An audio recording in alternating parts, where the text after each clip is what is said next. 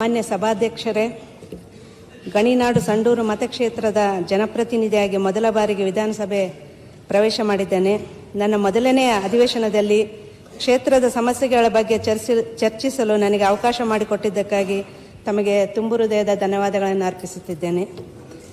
ನಮ್ಮ ಸಂಡೂರು ಪಟ್ಟಣದ ಸಾರ್ವಜನಿಕ ಆಸ್ಪತ್ರೆಯನ್ನು 100 ಹಾಸಿಗೆಯಿಂದ 200 ಹಾಸಿಗೆ ಆಸ್ಪತ್ರೆಯಾಗಿ ಮೇಲ್ದರ್ಜೆಗೆ ಏರಿಸಿದ ನಮ್ಮ ಆರೋಗ್ಯ ಸಚಿವರಿಗೆ ಧನ್ಯವಾದಗಳನ್ನು ಅರ್ಪಿಸ್ತೇನೆ.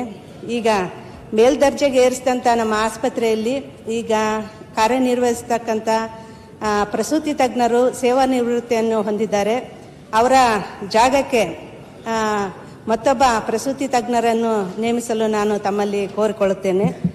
ಹಾಗೆಯೇ ಮಕ್ಕಳ ತಜ್ಞರು, ರೇಡಿಯಾಲಜಿಸ್ಟು ಮತ್ತು ಹೆರಿಗೆ ತಜ್ಞರ ಹುದ್ದೆಗಳು ಖಾಲಿ ಇದ್ದು ಅದಕ್ಕೆ ನಾವು ಚಿಕಿತ್ಸೆಗೋಸ್ಕರ ದೂರದ ಬಳ್ಳಾರಿ ಮತ್ತು ಹೊಸಪೇಟೆ ಮತ್ತು ಕೂಡ್ಲಿಗೆಗೆ ಹೋಗುವ ಒಂದು ಅನಿವಾರ್ಯತೆ ಇದೆ.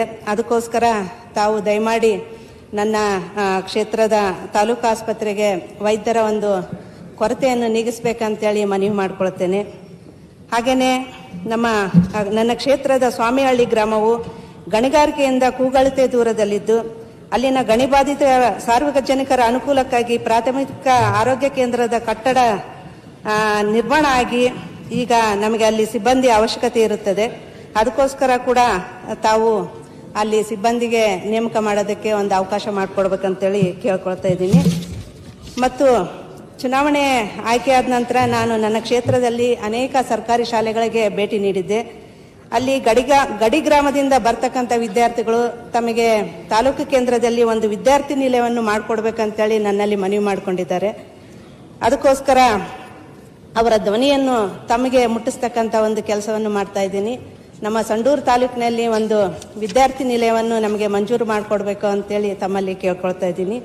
ಹಾಗೆಯೇ ನನ್ನ ಕ್ಷೇತ್ರ ಸಂಡೂರು ಕರ್ನಾಟಕದ ರಾಜ್ಯದ ಗಣಿಗಾರಿಕೆಯ ಕೇಂದ್ರ ಸ್ಥಾನ, ಕಬ್ಬಿಣದ ಅದಿರಿನ ಗಣಿ ಕಂಪನಿಗಳು, ದೇಶದ ಬೃಹತ್ ಉಕ್ಕು, ಮೆದು ಕಬ್ಬಿಣ, ಸಿಮೆಂಟ್, ಪೇಂಟ್ ಕಾರ್ಖಾನೆಗಳು, ಉಷ್ಣ ವಿದ್ಯುತ್ ಸ್ಥಾವರಗಳು ನನ್ನ ಕ್ಷೇತ್ರದಲ್ಲಿವೆ. ಇದು ನಮ್ಮ ರಾಜ್ಯದ ಹೆಮ್ಮೆ ಮತ್ತು ಆರ್ಥಿಕ ಶಕ್ತಿಯೂ ಹೌದು.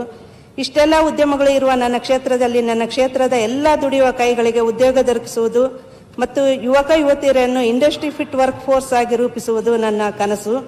ಈ ಯೋಜನೆಯಲ್ಲಿ ಸ್ಥಳೀಯ ಕಂಪನಿಗಳ ಜೊತೆಗೆ ನಾನು ಈಗಾಗಲೇ ಸಮಾಲೋಚನೆ ಮಾಡಿದ್ದೇನೆ. ನನ್ನ ಕ್ಷೇತ್ರದ ತೋರಣಗಲ್ಲಿನಲ್ಲಿ ಸರ್ಕಾರಿ ಡಿಪ್ಲೊಮಾ ಕಾಲೇಜ್ ಸ್ಥಾಪಿಸಲು ಮಂಜೂರಾತಿ ನೀಡಬೇಕೆಂದು ಕೇಳಿಕೊಳ್ಳುತ್ತೇನೆ. ಹಾಗೆಯೇ DMF ಮತ್ತು CSR ಯೋಜನೆಯಲ್ಲಿ ಕಾಲೇಜು ಕಟ್ಟಡಗಳ ನಿರ್ಮಾಣವನ್ನು ನಾವು ಮಾಡಿಕೊಳ್ತೇವೆ. ನನ್ನ ಕ್ಷೇತ್ರದ ಸ್ಥಳೀಯ ಮಹಿಳೆಯರ ಸಬಲೀಕರಣಕ್ಕಾಗಿ ಸಂಡೂರು ಪಟ್ಟಣದಲ್ಲಿ ಒಂದು ನರ್ಸಿಂಗ್ ಕಾಲೇಜ್ ಸ್ಥಾಪಿಸಲು ಮಂಜೂರಾತಿ ನೀಡಬೇಕೆಂದು ಕೇಳಿಕೊಳ್ಳುತ್ತೇನೆ. ನನ್ನ ಕ್ಷೇತ್ರದ ಜನತೆ ನನ್ನ ಮೇಲಿಟ್ಟಿರುವ ನಂಬಿಕೆಯನ್ನು ಉಳಿಸಿಕೊಂಡು ಅವರ ಆಶೋತ್ತರಗಳಿಗೆ ಸ್ಪಂದಿಸಲು ನಾನು ಈ ಸದನದ ಮೂಲಕ ಸರ್ಕಾರದ ಸಹಕಾರವನ್ನು ಕೋರುತ್ತೇನೆ. ಧನ್ಯವಾದಗಳು. ಮಾತನಾಡಿ ಅಬ್ಬೈ ಪಾಟೀಲ್